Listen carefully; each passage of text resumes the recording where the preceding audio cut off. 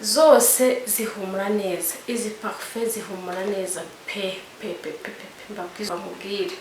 Ahantu wayiteye, ahantu iteye uba wumva ari ahasirimu, uba wumva hahumura neza neza.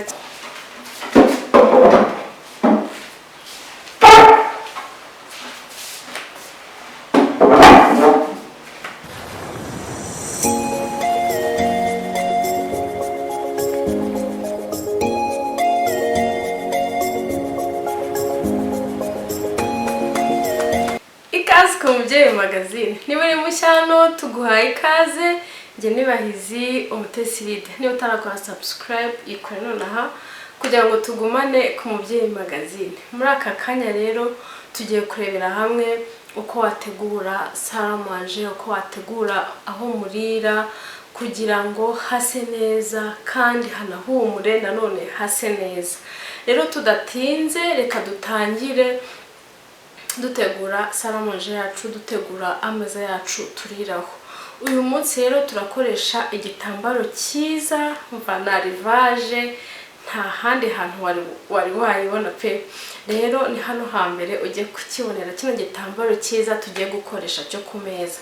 Igitambaro gifite design itandukanye niyo twari dufite, niyo twari dusanzwe dukoresha, kikajyana none amabara meza, amabara aryoshye ubona atanga ubuzima, amabara ari clair.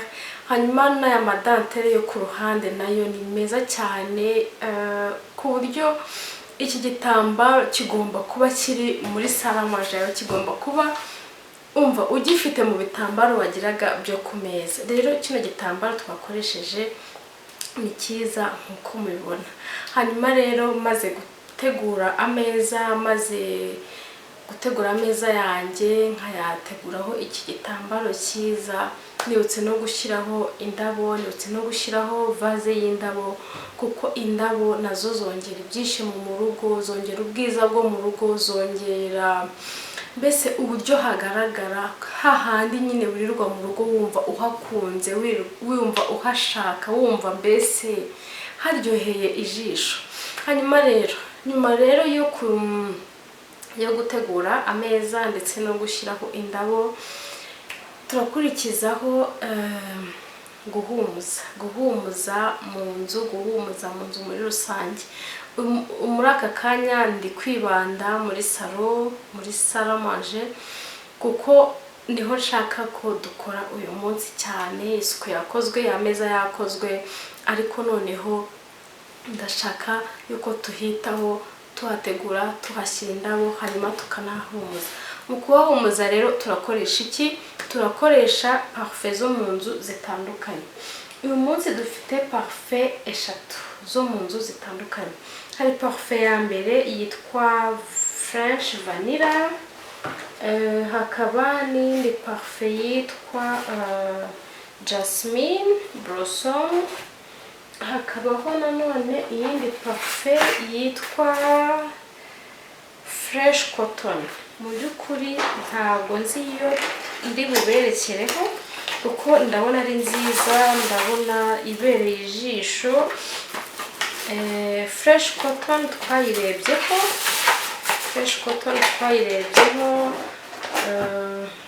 jasmine blossom ndumva ariyo tutararebaho. Iyindi irimo ni vanilla, ariko vanilla abenshi muzi ukuntu ihumura. Zose zihumura neza. Izi parufe zihumura neza pe mbabwiza ukuri. Ariko kubera ko zindi twazirebye, reka mbumvire iyi ngiyi ya mbere, iyi ngiyi dufite nshyashya ya jasmine blossom. Mva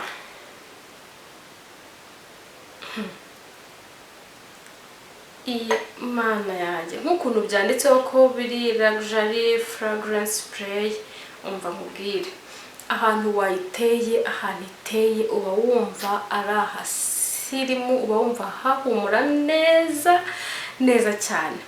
Akarusho rero k'izi parufe ni uko ahantu hose ushaka urayihatera.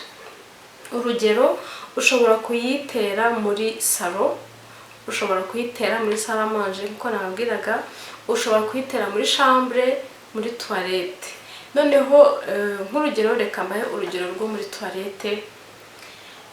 Iyi parufe iyo uyiteye, tuvuge urugero ukuntu ngiye mbigenza, nka mu gitondo ngiye ku kazi nsiganye sprayinze muri douche, nagera mu rugo saa 2 z'ijoro, nahagera saa moya, nahagera wenda mo hagati, wenda natashye mo hagati, umva ubukiyumva, ndetse n'undi munsi mu gitondo uba wumva ihumura, urinjira muri douche kumva harahumura, kumva harimo akantu keza. Noneho ahandi hantu rero wazikoresha ni mu modoka, guhumuza mu modoka. Izi parufe zo mu nzu wazikoresha no mu modoka.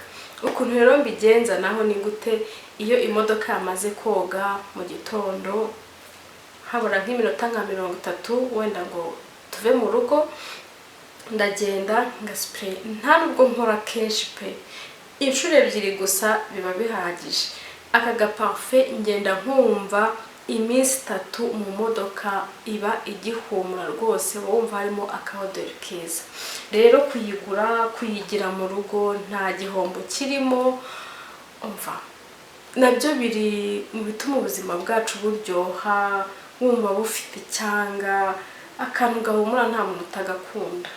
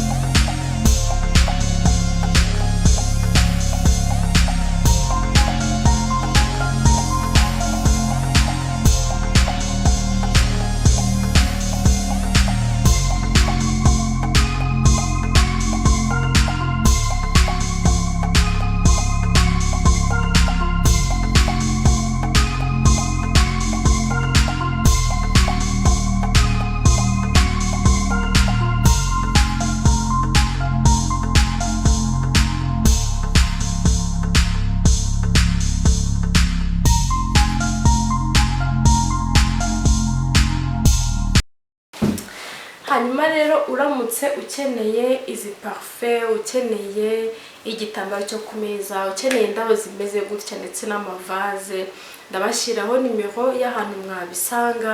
Hanyuma rero mugende mwigirire iwanyu hasa neza, muhategure hasa neza, hahumure, mbese hatange ibyishimo n'icyanga cyo kuguma mu rugo.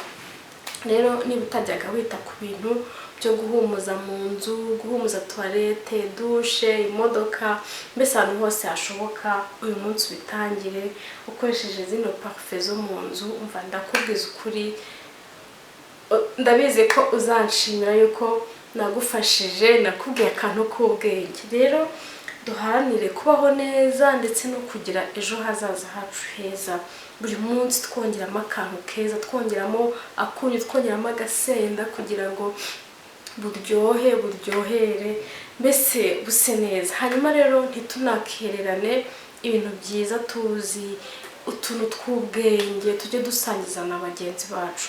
Ariko niba utarakora subscribe, ndakwinginze yikore hano hasi, ukore like, ukore share, hanyuma tugumane ku Mubyeyi magazine. Murakoze cyane rero, naho ubutaha. Bye.